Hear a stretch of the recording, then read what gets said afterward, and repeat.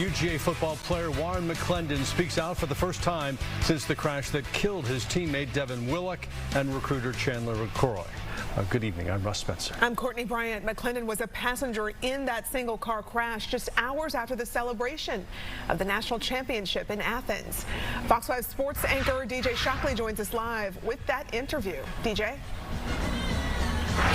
Hey, Courtney and Russ. Yeah, today was a different kind of day. Obviously, we are here for the Senior Bowl, and Georgia has 4 or 5 guys out here competing in it today. But today was about seeing Warren McClendon. He had a chance to see him today. He wore Devin Willock's number 77, and to be honest, he looked pretty good in practice. But he also had an opportunity to go against some of the other best players in the country here at the Senior Bowl, and he looked pretty good considering what happened, obviously, a few weeks ago. But it was fun to see him out here. Good to see him. Good to see, talk to him, and I actually had a chance to talk to him after practice and ask him about that fateful night and how he's feeling. And this is his first real comments after that accident. It was rough for me, you know, a couple days, but I've been talking to a psychiatrist. It's getting better day by day. How have you gone from the mindset of what happened to where you're at now, being out here, being able to play?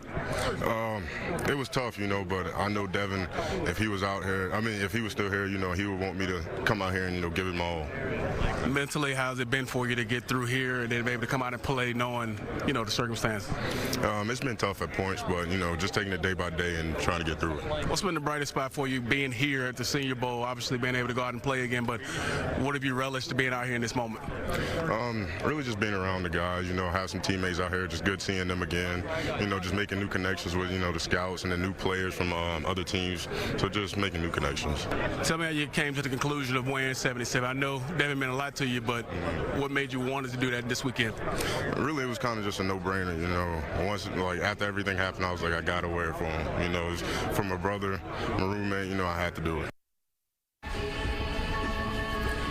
You know, one other interesting thing that I asked him about, and he actually mentioned, was that he's actually seeing a psychiatrist right now. And as a former player, as guys who's been through things as an athlete, you get injuries, you get broken bones, you get concussions, you break things, and you get over it and you move on, and it's easy to kind of get over it.